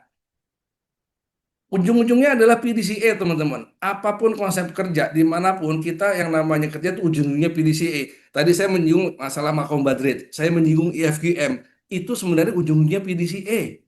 Ya, ada plan, do, check, and action. Ya, di sini konteksnya saya perkecil, misalnya ada job desk, ada KPI, ada kompetensi dan target. Kita rencanakan. Lalu kita bahas nih, ya. Pantau hasilnya bagaimana, pelatihannya bagaimana, pembinaannya bagaimana. Nah, pembinaan ini ada coaching, ada mentor, ada mentoring. Nah, ini juga kadang-kadang banyak salah kaprah. Oh, ini di coaching, harusnya mentor. Ini harusnya di mentoring, harusnya coaching. Harusnya di coaching, harusnya konseling. Nah, itu mulai lagi ada ilmunya lagi tuh teman-teman ya. Ada penilaian-penilaian orang ini memang harusnya di coaching, orang ini harusnya di mentoring, orang ini memang harusnya di konseling. Nah, itu mulai lagi di bagian D itu perlu diulas tergantung dari kebutuhan ya. Penilaian kerja, bagaimana komunikasi dan hasil penilaian. Sejelek-jeleknya, sebagus-bagusnya KPI itu harus dikomunikasikan. Tapi tidak sedikit perusahaan, based on pengalaman saya memberikan training maupun assessment, itu dengan santainya orang bilang, aduh Paris, saya kok nggak tahu KPI saya. Tapi tiba-tiba keluar. Nah, itu nggak benar tuh. Itu nggak benar. Ya. Yang namanya KPI itu karena berangkat dari job desk, harus disepakatin antara karyawan dengan atasannya. Itu wajib. Silakan baca di SKPNI terkait masalah KPI. Ya, jadi kembali komunikasi penilaian kerja itu wajib dikomunikasikan antara si pelaku dan atasannya. Perbaikan kerja, penghargaan pembelajaran, ya tentunya dengan hasil bagus tentu ada penghargaan ya, ada reward dan recognition. Pembelajaran, teman-teman jangan salah arti ya. Kita di training, misalnya di training ke luar negeri, training ke sebuah daerah, itu juga bagian dari penghargaan ya. Jadi pada saat kita melakukan D ya bahas kinerja atau pelatihan, ya itu benar. Tapi pada saat mungkin perusahaan saya memberikan hadiah nih ke Anda dengan apa? Dengan ditrainingkan ke luar negeri, dengan trainingkan dengan sebuah sister company. Itu juga sebenarnya bagian daripada perbaikan kerja ya. Kita nggak tahu kadang-kadang kenapa sih bos saya kok minta ke sister company yang ini. Kenapa sih kita dikirim ke yang kota ini? Nah, jangan salah, mungkin di kepalanya pimpinan atau mungkin director dia udah mikir jangka panjang nih. Kalau teman-teman masuk hypo dan masuk kategori succession plan, nah itu yang saya katakan mungkin Anda belum tahu, tapi sudah dilakukan pelan-pelan penghargaannya. Jadi kembali lagi, penghargaan itu tidak hanya dalam bentuk uang, tapi dalam bentuk yang non-intangible pun bisa. Nah tadi sedikit yang sudah tadi kita bahas ya, ada turunan-turunan menjadi KPI ya. Dari objek perusahaan turun menjadi KPI departemen, turun menjadi KPI individu, dan akhirnya ada action plan. Di monitoring dan feedback. Nah, ini sebenarnya kotak ini nih, di bawah ini ada kuning feedback, ini adalah PDCA ya. Lalu ada hasil KPI, juga ini di sini ada PDCA. Ujung-ujungnya apa? Apakah kita memberikan bonus, apakah kita naik gaji, apapun kita promosi. Jadi KPI ini memang sangat-sangat penting ya, di setiap perusahaan memang diharapkan sudah mempunyai KPI yang benar-benar turunannya sudah menjadi satu kesatuan antara objektif perusahaan yang tadi Bu Ida katakan ujung-ujungnya ada profit ya, kalau memang kita bicara masalah profit ya. Tapi pada saat kita membreakdown KPI, memang mungkin di objektif dan financial profit, tapi bisa jadi KPI individu di action plan-nya kita tidak bicara uang ya. Kalau teman-teman belajar business plan scorecard, ada 4 perspektif ya. Di 4 perspektif itu di bawah ada masalah development. Nah, apakah development-nya related langsung dengan uang? Tidak juga ya. Jadi kembali lagi, memang perusahaan pasti mau nyari untung. Tapi pada saat kita membreakdown sejelas-jelasnya KPI di level bawah, itu bisa saja suatu action plan yang mungkin tidak langsung terkait dengan apa namanya dengan uang, tapi hasilnya bisa tidak langsung, mungkin ke step 2, step 3 baru hasilnya dengan uang. Nah, ini penggunaan KPI ya. Saya nggak perlu bicara detail, teman-teman sudah tahu arti SMART ya. Oke, ini juga bagian daripada bagaimana kita melakukan SMART. Nah, ini contohnya. Menurut teman-teman, sorry, ini saya nulis nama Joko tidak ada maksud apa-apa ya, karena saya dulu waktu buat ini ada teman-teman baik saya, namanya kebetulan Joko, saya taruh nama Joko aja, jadi nggak ada maksud apa-apa. Menurut teman-teman, apakah ini bagus atau nggak di KPI ini? Silakan dikomentari, boleh di chat, boleh open mic. Teman-teman bisa langsung open mic silakan. Apakah KPI-nya bagus apa enggak ini? Menaikkan angka produksi 5%. Silakan. Atau via chat juga boleh. Ini sering terjadi.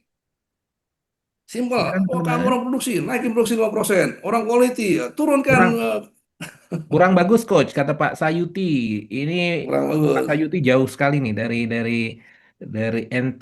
NTT ya. Oke. Wah, Masya Allah. Oke, terima kasih feedbacknya. Kurang Kalau bagus. saya buat saya begini gimana nih? Nah, sama nggak maknanya dengan yang atas? Tapi lebih Oke. detail. Kalau yang di bawah gimana? Kita lihat smartnya. Jadi bicara masalah produksi, menaikkan angka produksi di line A dari 4% menjadi 5% mulai tanggal 2 Januari 2020 sampai Desember 2020. Defect, menurunkan defect dari 1% menjadi 0,9% dari tanggal 2 hingga tanggal 24. Nah, kita harus lihat smartnya dulu nih. Spesifik, measurable, ya, achievable atau enggak, ya, reasonable atau time-nya bagaimana. Ya, yang di hijau mudah-mudahan sudah terjawab. Jadi hati-hati dalam membuat KPI atau membuat statement-statement itu kita harus mengacu kepada kaidah SMART. Karir. Nah, saya agak cepat aja dikit ya. Karir ini pada dasarnya kita interview, pada dasarnya kita sedang review KPI tahunan, kita biasanya nanya ke tim kita, kamu 5 tahun menjadi apa? Bagaimana caranya? Apakah mungkin saya bisa? Apakah ada orang dalam? Apakah ABS? Tahu nggak ABS kira-kira teman-teman? Yang teman-teman Gen Z, Gen Z kira-kira paham nggak apa ini ABS? Bukan antri block system ya, ya, tapi asal Bapak senang. Nah, hati-hati. Ini dua di bawah, kalau bisa dihindari ya, jangan karena ada orang dalam ataupun karena ABS. Kalau karyawan normal, pasti mau dong karir lebih bagus, normal ya. Tapi jangan salah, saya pernah pengalaman di 2 perusahaan berbeda, ya. Ada karyawan dipromosikan gak mau, ada, ya. Bukan yang nggak ada, tapi ada, ya. Tapi pada umumnya, kalau karyawan normal pasti ingin karir. Kesempatan bisa ada, bisa nggak ada. Nah, ini kenapa sih bilang pada umumnya ada, bila mana memang dibuka kesempatan perusahaan yang besar berkembang, tapi misalnya perusahaan keluarga kadang-kadang stop, ya. Artinya kalau udah perusahaan keluarga biasanya menempatkan jajaran keluarganya, ya sudah, kita tidak bisa menduduki posisi si A nih yang memang sudah bagian daripada keluarga. Itu nanti kesempatan bisa ada, bisa nggak ada. Yang sering kelewatan adalah kompetensi. Tadi kita ngebahas dari rekrutmen, ya, dari development, Nah, ini kadang-kadang yang suka kelewatan. Yang kadang-kadang juga teman saya, pengalaman teman saya, dia kerja 8 tahun di perusahaan keluarga di Sulawesi. Membangun lumayan gede dari level apa menjadi level apa, membuka cabang di beberapa tempat. Suatu ketika ada sepupunya, saya lupa sepupu atau siapapun, datang dari Australia langsung dikasih jabatan yang cukup krusial, tergantung dari masuk ke operasional. Jadi bisa merubah suatu hal. At the end, karena dia baru lulus event dari Australia masuk ke bisnis yang nggak diketahuin, akhirnya apa? Terjadilah chaos di dalam perusahaannya, ya. Nah, karena itu boleh katakan princess ataupun prince dari owner, akhirnya teman saya memilih untuk mundur. Yang meskipun 8 tahun bekerja dengan ownernya itu udah cukup bagus, ya. Jadi kembali lagi, kompetisi-kompetisi ini harus diperhatikan pada saat kita ingin melakukan satu karir, ya, khususnya teman-teman yang profesional kerja di perusahaan yang benar-benar ingin apa namanya, memajukan karyawan sesuai dengan kebutuhan perkembangannya. Nah, ini jalur karir ada high potensial, ada succession plan, manajemen trainee atau prince princess. Hindarin yang paling bawah, ya. Nah, kalau kita ngomong hypo sama succession plan, ini bisa panjang lebar lagi, Coach Novian. Ya, karena ada sistemnya, tapi saya akan sedikit nyinggung aja, ya. Nah, ini contohnya. Contohnya misalnya menjadi high potensial pada umumnya, dan ini pernah saya lakukan sekitar tahun 2015, ya, di sebuah perusahaan asing. Kita tetapkan untuk high potensial itu pengalaman 3 sampai 5 tahun, ya, nilai KPI minimal A selama 3 tahun berurutan, bukan 3 tahun tuh, 3 tahun berurutan, lalu kompetensi sudah sesuai, ya, itu biasanya 10 sampai 15% dari populasi karyawan, ya. Lalu syarat, ya, pengalaman untuk succession plan itu syaratnya lebih lama lagi, 5 sampai 9 tahun, nilai KPI minimal A selama 4 tahun berurutan, lalu kompetensi sudah sesuai, sudah mengerjakan beberapa proyek. Itunya lebih kecil lagi, ya, 5 sampai 10%. Biasanya itu 5 yang kita ambil. Jadi kembali lagi teman-teman, bila teman-teman memang ingin berkarir dimanapun kerja, dimanapun departemen, ya, kalau menggunakan hypo sama succession plan, ini kurang lebih seperti ini prosesnya. Disaring pertama, disaring kedua, dan selanjutnya. Promosi, nah ini ada 9 box, ini juga pernah saya lakukan, ya. Di sini kita menggunakan yang kiri adalah performance, yang sebelah atas namanya leadership kompetensi. Nah, ini bebas teman-teman. Di sini ada 9 atau 10 leadership kompetensi yang dinilai, yang apa cuma 2 atau 3, bebas. Ini hanya tergantung dari perusahaan.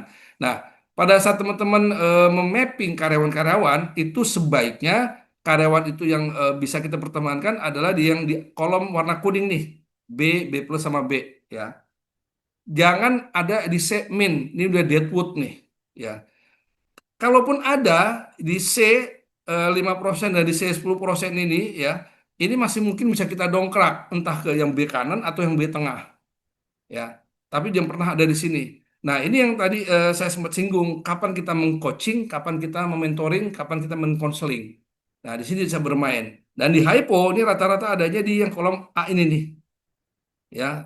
Kalau yang ditulisan hypo, yang udah paling kanan atas atau star, ini yang sudah menjadi succession plan, ya. Populasinya dikit, 10% itu udah gede banget, ya. Biasanya cuma 5% itu udah orang pilihan lah, itu succession plan. Jadi ini salah satu metode 9 box yang umum sekali dipakai.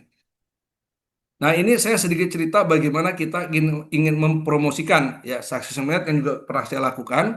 Di sini kita lihat ada performance, ya, profit to performance, di potensial sama readiness, ya. Nah, kalau performance kita lihat tadi peraturannya entah 4 tahun berturut-turut, apa 3 tahun berturut-turut, kita lihat hasilnya bagaimana. Lalu potensialnya, ya, kita lihat dari kompetensinya, ya, apakah pengetahuannya sudah oke, keterampilannya sudah oke, apakah sikapnya sudah oke. Nah, kita kasih warnanya, misalnya promosi udah bagus warna biru, berarti promosinya warna biru. Potensialnya misalnya warna hijau, promotable. Oke, tinggal readiness, ya. Nah, kalau sudah biru sama hijau, biasanya adalah hijau yang readiness-nya. Ya, kita ngambilnya warna yang terendah. Kalau biru-biru udah pasti bagus. Nah, misalnya performance-nya hijau, mungkin nggak potensialnya warna biru? Ya mungkin-mungkin saja. Nah, ini tadi akhirnya orang ini perlu di-coaching atau di-mentoring nih. Dia bagus nih potensialnya, tapi performance-nya mungkin masih kurang bagus. Nah, ini masih kita bantu. Hindari yang warna merah. Warna merah berarti tidak sesuai. Nah, ini buat memapping siapa-siapa saja orang menjadi succession. Ya, kalau warna biru semua udah bagus, warna kombinasi biru sama hijau sudah bagus. Kalau kuning mungkin orang yang successor kedua, yang level 2 di bawah nih. Ya, yang second man-nya nih. Kalau yang section satu ini itu sebaiknya jangan jangan ada warna kuning. Ya, lebih baik minimal minimal warna hijau yang di pertama. Kalau di kedua ini mungkin boleh ada kuning. Jadi ini hanya membantu bagaimana kita memapping orang-orang yang akan menjadi succession map dalam sebuah perusahaan. Dan succession itu dalam sebuah perusahaan ini nggak banyak. Ya, contohnya misalnya perusahaan manufacturing yang berautomation. Ya, tentunya yang menjadi orang pentingnya bukan manajer produksinya, tapi programmernya yang membuat program mesin automation. Ya, bukan engineering manajernya, bukan. Nah, pada saat pemilihan posisi penting ini juga harus disesuaikan dengan kebutuhan masing-masing perusahaan. Nah, nomor 5, pengakuan. Karena waktunya agak mepet. Ini sebenarnya training ini remunerasi saya butuh waktu at least 3 jam, Coach Novian. Siap, Coach. Jadi item pengupahan ini minimal 3 jam. Karena apa saja teman-teman? Ini orang HRD harus paham ini nih, ya. Harus paham ini. Jadi harus membreakdown dulu apa sih pengupahan yang tunai tetap, apa yang tunai tidak tetap, apa yang tidak tunai. Jadi orang-orang HRD khusus yang bicara di CNB, Commission Benefit, ini harus paham dulu basic-basic knowledge yang ada ini. Bentar, kok hilang? Sebentar. Ini saya hilangin dulu. Nah, nongol lagi. Ya, jadi basic knowledge-nya harus paham dulu. Nah, sebelum masuk ke sini teman-teman, ya, job grading. Jadi kalau kita bicara masalah pengupahan, kita harus tahu job gradingnya. Job grading itu ada beberapa metode. Ya, ada compensable factor, ada Hay, ada Mercer, ada faktor X, banyak macamnya. Ya, jadi teman-teman yang mengambil BNSP untuk level supervisor itu ntar ketemu dengan UK 2223. Ya, untuk level manager UK 22, 23 dan 24 itu saling terkait ya. Akhirnya belajar skala struktur upah, lalu benefit yang lainnya. Di sini juga sudah ada contoh-contohnya, file-filenya. Nah, ini menggunakan compensable factor ya. Di sini ada yang latihan dikosongkan, ini contohnya ya. Di sini ada data compensable faktornya, mungkin di PDF-nya di sini ada mungkin ya. Nah, di PDF compensable factor. eh, eh, eh. Nah, ini compensable factor ada juga di sini ya.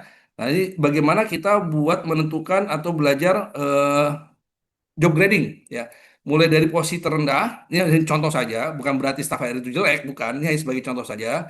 Dan CEO ya, ini juga kita menentukannya ada teknik-tekniknya ya. Keluar angka-angka ini ya nih. Nah, ini butuh waktu, butuh latihan yang tidak sedikit. Jadi konsep bikin salah struktur upah termasuk bikin job grading itu saya butuh waktu biasanya 3 sampai 4 jam ya.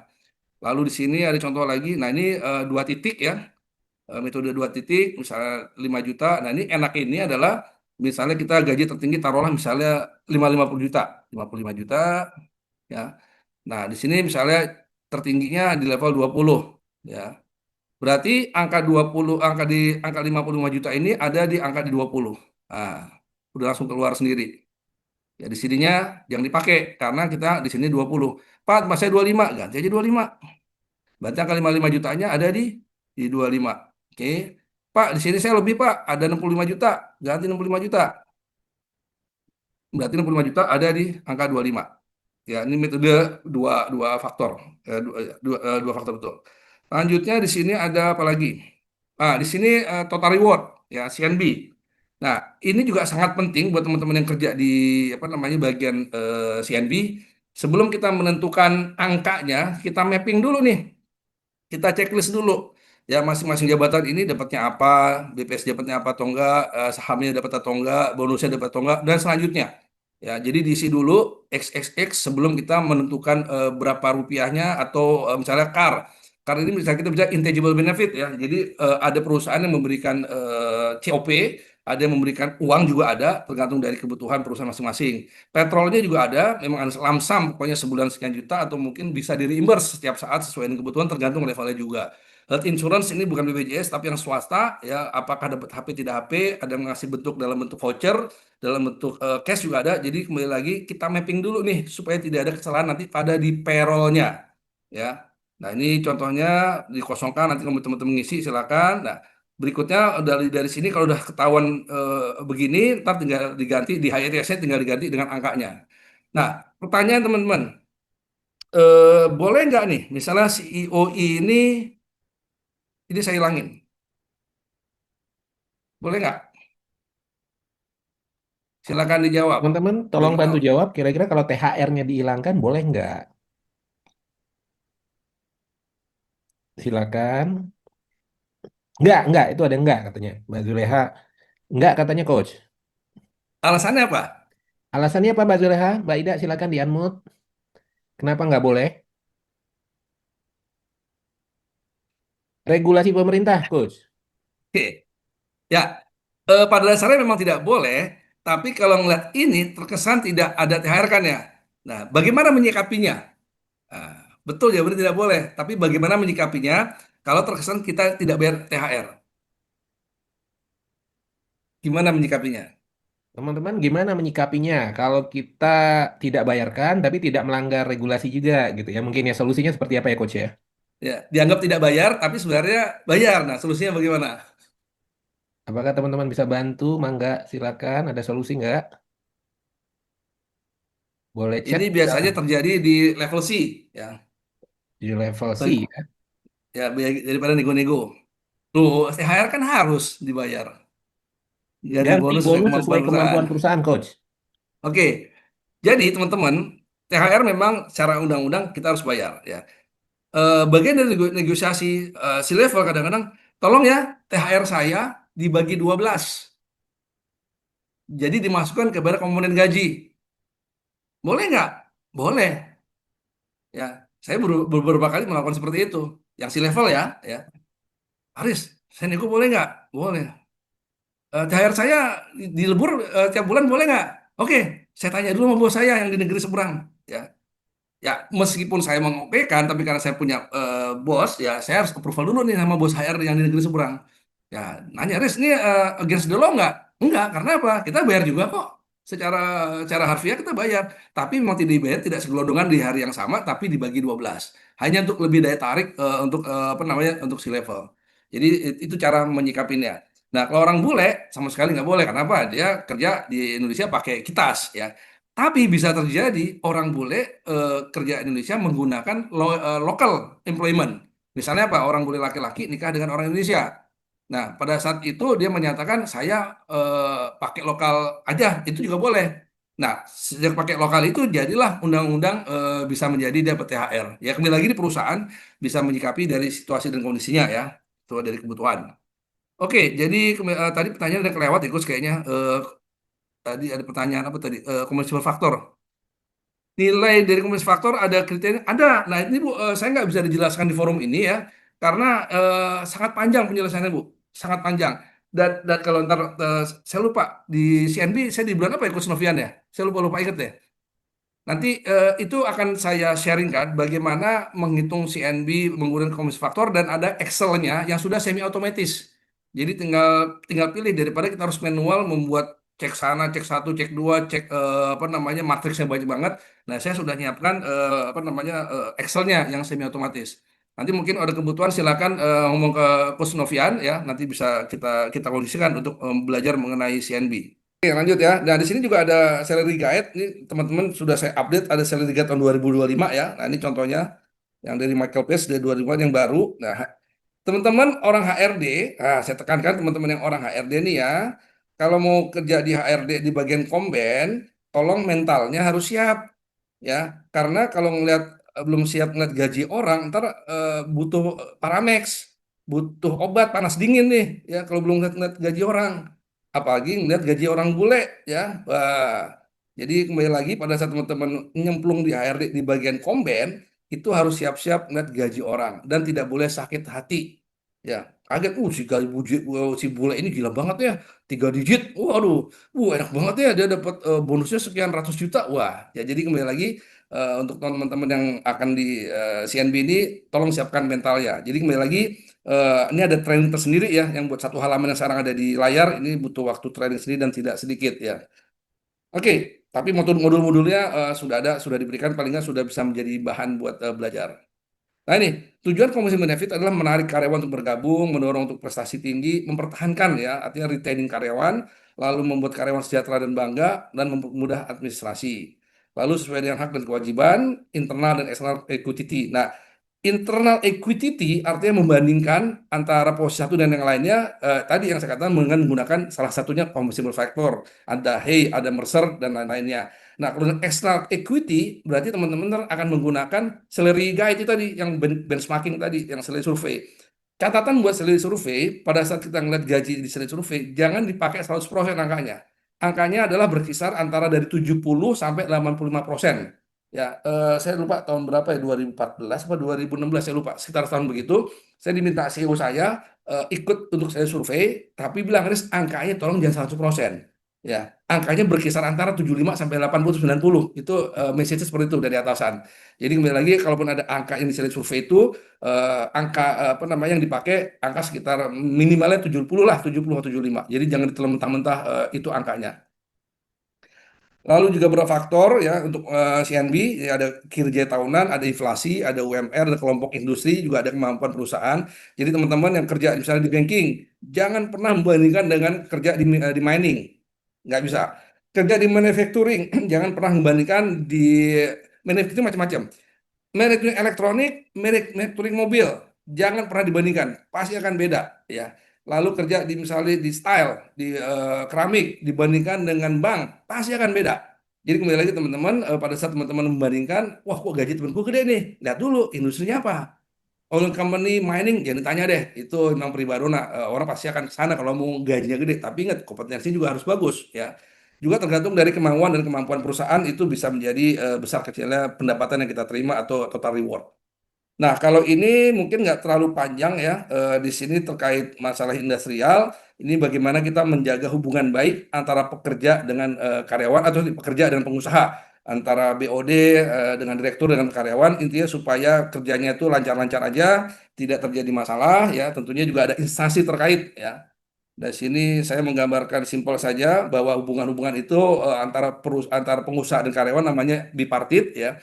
Di beberapa tempat perusahaan tempat saya bekerja, saya tidak ada serikat pekerja. Kalaupun ada, saya pernah, tapi tetap saya lakukan namanya alokasi partit. Jadi artinya komunikasi antara perwakilan manajemen dan perwakilan karyawan, dan hasilnya itu kita laporkan ke Disnaker. Ini saya merasa lebih powerful ya untuk kita berkomunikasi dengan karyawan.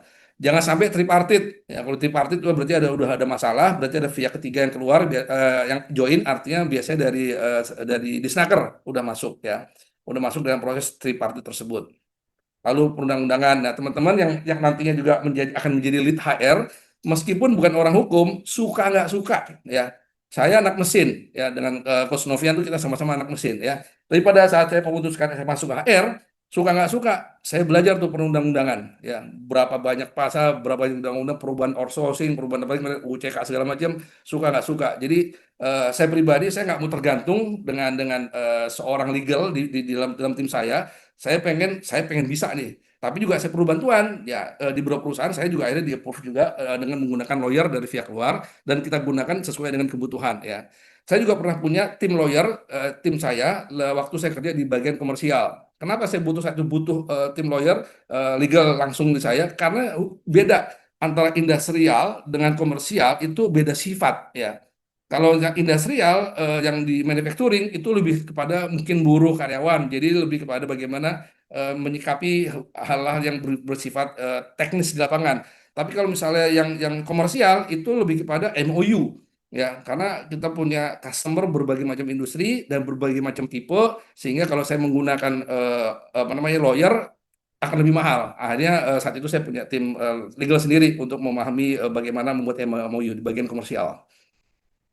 Lalu, nah ini gambar ini aja untuk lebih memahami eh, apa namanya irisan-irisan ya, kapan bipartit itu terjadi, kapan tripartit terjadi ya, sebagai gambaran umum saja. Nah ini terkait masalah undang-undangnya ya, kapan ada PKB turunnya antara karyawan dan pengusaha, dan dasar hukum secara pemerintah itu dalam lingkaran kuning.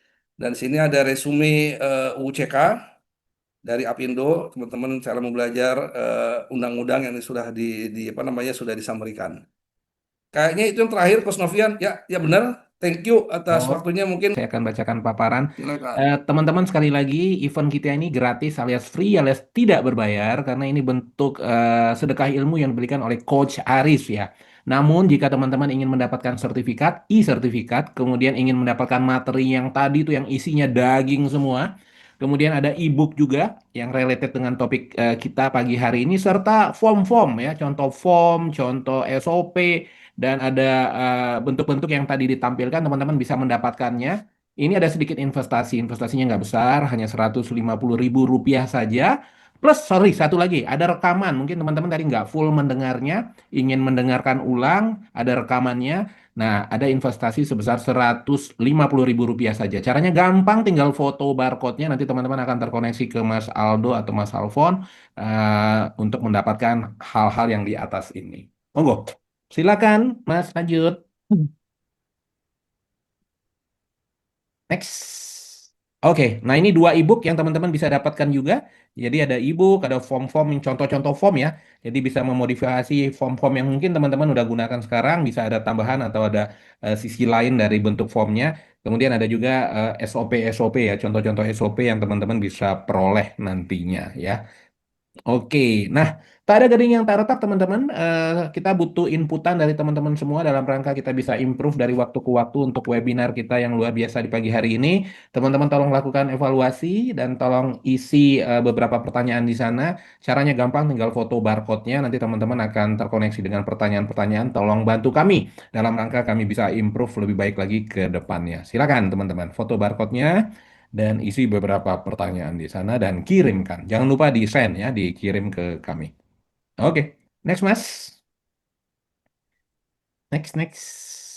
Oke, nah yang ingin tahu atau belum kenal dengan NQA, NQA itu apa? Ini ada link tree-nya NQA, silakan teman-teman foto. Nanti juga bisa belajar di sana. Ada beberapa rekaman juga di YouTube kita. Kemudian di website kita juga ada beberapa rekaman-rekaman dan bisa download beberapa materi-materi yang webinar yang dari internasional, yang dari Inggris.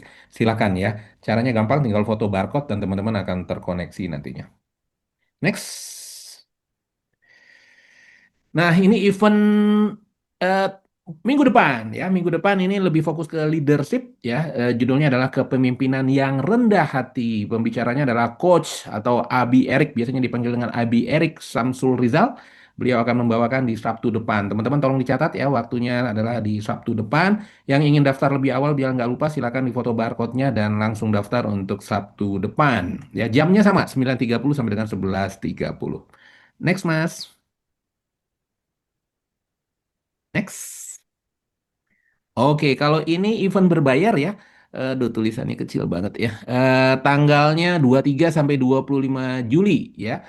Judulnya adalah Certified Freestyle Physiognomy Practitioner ya. Ini akan dibawakan oleh Coach Jordi ya. Teman-teman yang pernah ikutan webinar dengan Coach Jordi ya silakan ikutan lagi. Ini ada kelas berbayarnya di tanggal 23 sampai dengan 25 Juli ya. Berarti 3 hari ya, 23 sampai 25 Juli. Foto barcode-nya nanti teman-teman bisa langsung registrasi. Silakan. Dan ini juga topik berbayar. Ini online juga ya tanggalnya 24 sampai dengan 25 Juli berarti di minggu depan ya. Ada investasinya sebesar 1,5 juta ya untuk peserta per orang. Tapi kalau langsung keroyokan langsung 5 orang ada diskon 1 juta ya 500.000 diskonnya cukup lumayan. Silakan untuk daftar ini di kelas online. Benar ya Mas, ini kelas online ya 24 sampai 25 Juli ya. Silakan foto barcode-nya dan registrasi. Next, Mas. Nah, ini juga online ya. Ini dibawakan oleh coach yang luar biasa juga, Coach Vance Ginting. Judulnya adalah Consultative Selling with Spin Selling. Jadi yang fokus ke penjualan atau selling ada investasi sebesar 275.000 rupiah saja per orang. Dan kalau 2 orang ada diskonnya ya. Silakan ikutan. Ya, ini di tanggal 29 dan 30 Juli. Jadi di akhir bulan nanti ya. Silakan teman-teman yang ingin ikutan foto barcode-nya dan langsung register ya untuk modul tersebut. Next, Mas. Next. Oke, kalau ini dengan Pak Alfa Maulana ini ada series ya. Alfa Maulana adalah sales trainer sales kita yang luar biasa. Ada session 1, kemudian ada session 2 dan ada session 3-nya ya. Teman-teman yang ingin mendaftar per session boleh atau mau langsung ke 3 session silakan juga ya. Ini online juga ya mulai tanggal 5 Agustus session 1. Yang session 2-nya kapan, Mas? Tanggal Next 12, 12 Agustus dan session 3-nya tanggal 19. 19 Agustus ya. Teman-teman mau ikutan satu session boleh atau mau langsung komplit yang 3 session sekaligus silakan ya. Ini juga online ya via Zoom. Nah, silakan daftar teman-teman, foto barcode-nya dan langsung registrasi. Next. Next. Oke, nah ini juga dari coach kita yang luar biasa. Judulnya adalah Sales Mastery by Nature, Selling in the Most Authentic Style for Your Productive Role ya. Ini akan dibawakan oleh Coach Firman. Ya, ini tanggalnya sebentar. Oh, masih September ya, 2 sampai 3 September ya. Ini by Zoom juga, by online ya. Silakan teman-teman yang ingin daftar karena ada early bird ya. Ada diskon ya dari 2 juta menjadi 1,5 juta saja ya. Ini ada deadline-nya untuk early bird. Segera mungkin daftarkan diri Anda untuk bisa mendapatkan harga diskonnya. Caranya gampang, foto barcode-nya dan langsung daftar. Next, Mas. Next. Oke, itu saja teman-teman luar biasa. Terima kasih banyak atas perhatiannya.